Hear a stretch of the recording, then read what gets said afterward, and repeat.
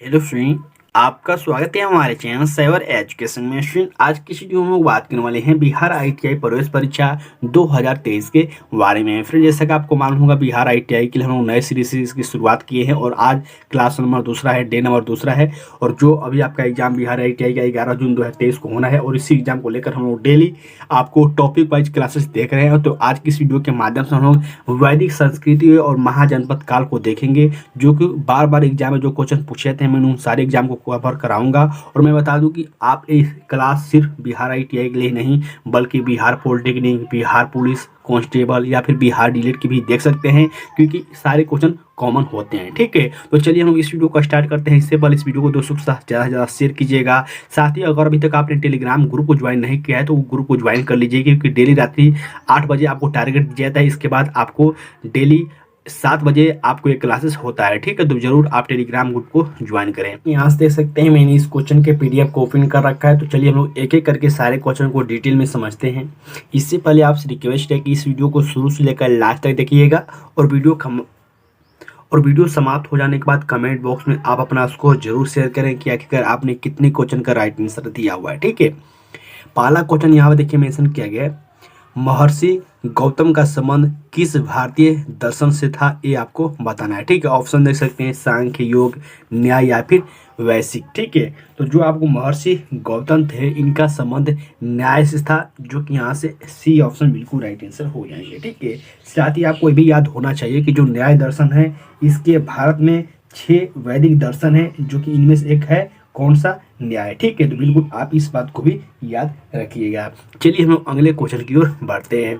Next question यहाँ पर देखिए मेंशन किया गया है, आयुर्वेद के वैद्य चिकित्सा का भगवान किसे मानते हैं, ये आपको बताना है। ठीक है, अब देखिए इस क्वेश्चन में बहुत सारे कैंट यहाँ पे कंफ्यूजन में होंगे और बहुत सारे कैंट यहाँ पे चरक पर क्लिक कर देंगे, चरक को रंग देंगे, जो कि पूरी तरह से गलत हो जाएगा। ठीक है, क्वेश्चन को ध्यान से पढ़िए। क्वेश्चन क्या मेंशन किया गया है, क्वेश्चन मेंशन किया है कि आयुर्वेद के वैद्य चिकित्सा का भगवान किसे मानते थे। इसका जो राइट आंसर होगा वो क्या होगा, ये हो जाएगा धन्वंतरी, जो कि यहाँ से सी ऑप्शन में दिया गया है। ठीक है, देखिए जो धन्वंतरी थे ये चिकित्सा का भगवान एक इन्हें कहा जाता था और हिंदू धर्म में व्यास द्वारा रचित जो श्री भगवत है इसके अनुसार धन्वंतरी को विष्णु का एक अंश भी माना गया है। ठीक है, तो बिल्कुल आप इस बात को याद रखिएगा। वही हम लोग बात करें चरक के बारे में, देखिए चरक भी बहुत ही बड़े चिकित्सक थे, जो कि इनके बारे में भी बार बार क्वेश्चन आते हैं, तो इनके बारे में भी आप बिल्कुल याद रखिएगा। ठीक है, चलिए हम अगले क्वेश्चन की ओर बढ़ते हैं।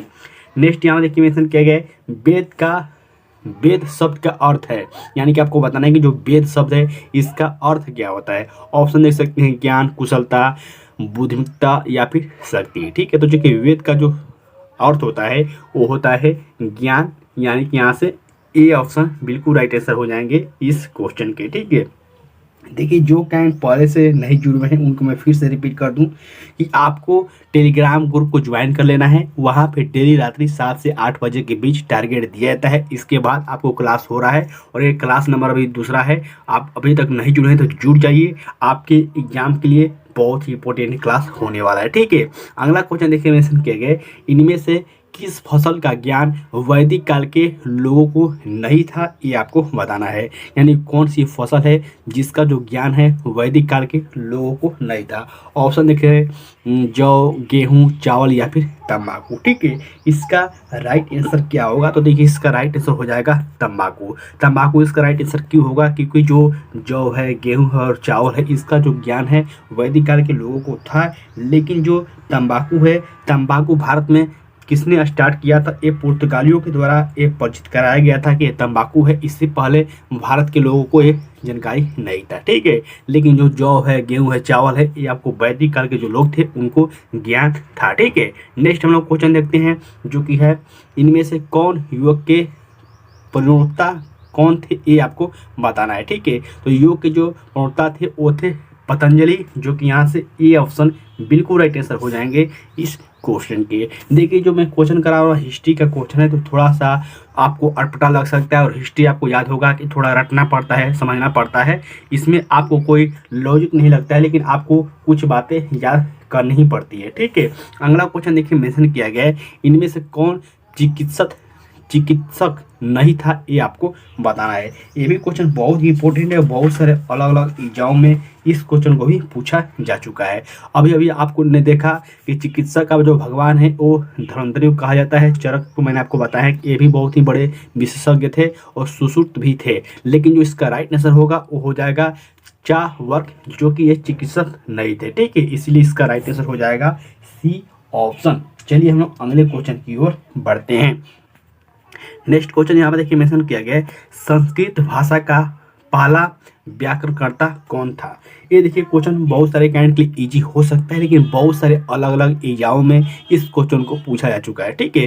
संस्कृत भाषा का जो पहला व्याकरणकर्ता कौन थे, तो वो थे पाणिनि, जो कि यहाँ से डी ऑप्शन बिल्कुल राइट आंसर हो जाएंगे। और इस क्वेश्चन को बहुत सारे अलग अलग एग्जाम में बार बार रिपीट किया गया है, बार बार पूछा गया है, ठीक है। तो बिल्कुल आप इस बात को याद रखिएगा। साथ ही आपको ये भी याद रखना होगा कि अथ्या सृष्टि, जो कि इसमें 400 सूत्र थे जो कि पाणिनि के द्वारा रचित किए गए थे, ठीक है। तो बिल्कुल आप इस बात को भी याद रखिएगा। नेक्स्ट यहाँ में देखिए मेंशन किया गया है, उपनिषद शब्द का शाब्दिक रूप से यह अर्थ होता है कि, यानी कि जो उपनिषद शब्द है इसका शाब्दिक अर्थ क्या होता है, ये आपको बताना है, ठीक है। ऑप्शन देख सकते हैं, मेंशन किया है ज्ञान, पास बैठना, स्वर पाठ या फिर बुद्धिमत्ता। तो बहुत ही ये भी इंपॉर्टेंट क्वेश्चन हो जाता है। तो फटाफट आप वीडियो के नीचे कमेंट करके आप अपना आंसर दीजिए, ठीक है। इसका राइट आंसर हो जाएगा पास बैठना, जो कि यहाँ से सी ऑप्शन में दिया गया है, ठीक है। ये देखिए पास बैठना क्यों होगा, क्योंकि जो इसका शाब्दिक अर्थ होता है वो गुरु के पास बैठकर ज्ञान लेना होता है, शिक्षा लेना होता है। इसीलिए इसका जो राइट आंसर हो जाएगा वो पास बैठना होगा, न कि ज्ञान होगा, ठीक है। तो बिल्कुल आप इस बात को समझिएगा। अगला क्वेश्चन हम देखते हैं, जो कि मेंशन किया गया है, पांडवों में सबसे बड़ा भाई कौन था, ये आपको बताना है। तो अगर आपने महाभारत देखा होगा तो आप आसानी से इसका हल दे सकते हैं, अगर आपने महाभारत देखा है तो, महाभारत का जानकारी है तो। अदरवाइज जो कहें महाभारत थोड़ा बहुत भी नहीं देखे, नहीं जानकारी, तो उनको यहाँ पे कन्फ्यूजन हो सकता है। तो आप सभी क्या जानते हैं कि पांडवों में जो सबसे बड़ा भाई कौन था, तो वो थे युधिष्ठिर, जो कि यहाँ से ए ऑप्शन बिल्कुल राइट आंसर हो जाएंगे, ठीक है। युधिष्ठिर, आपको मालूम हुआ कि पांडव 5 भाई थे, इनमें से कौन कौन से भाई थे, चलिए मैं उनका नाम ही बता देता हूँ। जैसे कि युधिष्ठिर, भीम, अर्जुन, नकुल और सहदेव, ये 5 पांडव थे। और जो कि महाभारत अगर आप देखेंगे तो बहुत ही आसान क्वेश्चन है, आसानी से इसको आप याद रख सकते हैं। नेक्स्ट यहाँ देखिए मेंशन किया गया, ऋग्वेद का सबसे प्रसिद्ध भगवान या फिर ईश्वर कौन है, ये आपको बताना है, ठीक है। तो देखिए ऋग्वेद का जो सबसे प्रसिद्ध भगवान माना जाता है, जो प्रसिद्ध ईश्वर माना जाता है, वो माना जाता है इंद्र भगवान को, जो कि यहाँ से ये ऑप्शन बिल्कुल राइट आंसर हो जाएंगे, ठीक है। साथ ही अगर आप लुसेंट पढ़िएगा तो वहाँ पे भी ये क्वेश्चन देखने को मिल जाएगा। साथ ही आपको ये भी बात याद होना चाहिए कि जो इंद्र भगवान है इन्हें हम पुरंदर के नाम से भी जानते हैं, जो कि कभी कभी डायरेक्ट क्वेश्चन ये भी पूछ लिया जाता है। अगला क्वेश्चन देखिए मेंशन किया गया है, भारत का वो कौन सा प्राचीन समय में अवंतिका के नाम से जाना जाता था, ये आपको बताना है, ठीक है। इसका जो राइट आंसर होगा ये क्या होगा, तो ये हो जाएगा मलावा, जो कि यहाँ से डी ऑप्शन में दिया गया है, ठीक है। और देखिए जो अवंतिका है, कभी कभी डायरेक्ट क्वेश्चन ये पूछ लिया जाता है ये किस राज्य का प्राचीन नाम है, तो जो मध्य प्रदेश है उसका प्राचीन नाम अवंतिका भी रह चुका है। तो बिल्कुल आप इस बात को भी याद रखिएगा, ठीक है। हालांकि इसका राइट आंसर यहाँ पे मलावा हो जाएगा, जो कि मेंशन किया गया है, ठीक है। नेक्स्ट क्वेश्चन देखिए मेंशन किया गया, वह शासक कौन था जिसने राज सिंहासन पर बैठने के लिए अपने पिता बिंबिसार की हत्या की थी। ये भी क्वेश्चन बहुत इंपॉर्टेंट है, बहुत सारे अलग अलग एग्जाम में इस क्वेश्चन को पूछा जा चुका है कि वह शासक कौन था जिसने अपने पिता की हत्या कर दी थी सिंहासन पर बैठने के लिए। तो वो था आपको अजात शत्रु, जो कि यहाँ से बी ऑप्शन बिल्कुल राइट आंसर हो जाएंगे, ठीक है। मगध जो हर एक वर्ष के शासक थे, इनके संस्थापक थे बिंबिसार, और इनकी हत्या इनके पुत्र अजातशत्रु ने कर दी थी सिंहासन पर बैठने के लिए, ठीक है। तो आप इस बात को बिल्कुल याद रखिएगा। चलिए हम लोग अगले क्वेश्चन की ओर बढ़ते हैं। नेक्स्ट यहाँ देखिए मेंशन किया गया, उस साम्राज्य का नाम बताइए जिसने पहली बार युद्ध में हाथी का इस्तेमाल किया था, ये आपको बताना है, ठीक है। तो बहुत ही इंपॉर्टेंट क्वेश्चन भी हो जाता है कि उस साम्राज्य का नाम बताइए जिसने पहली बार युद्ध में हाथी का प्रयोग किया था, उपयोग किया था। तो इसका जो राइट आंसर हो जाएगा वो हो जाएगा मगध, जो कि यहाँ से बी ऑप्शन में दिया गया है, ठीक है। सर्वप्रथम हाथियों का जो उपयोग है इनके द्वारा ही किया गया था, जो कि मौर्य सम्राट चंद्रगुप्त मौर्य की सेना में ये आपको यूनानी लेखक ने आपको ये बातें वर्णन की है। तो बिल्कुल आप इस बात को याद रखिएगा।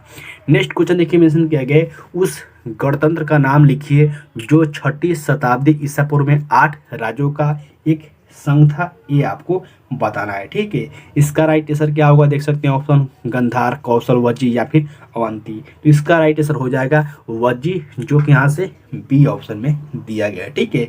देखिए जो वज्जी था ये आपको 8 संघ गणतंत्रों का समूह था, जो कि बौद्ध समय के अंतर्गत ये भी आते थे उस समय, ठीक है। तो बिल्कुल आप इस बात को भी याद रखिएगा। अब बौद्ध काल का सबसे बड़ा जो शक्तिशाली वैशाली का लिच्छवी गणराज भी रह चुका है वज्जी, ठीक है।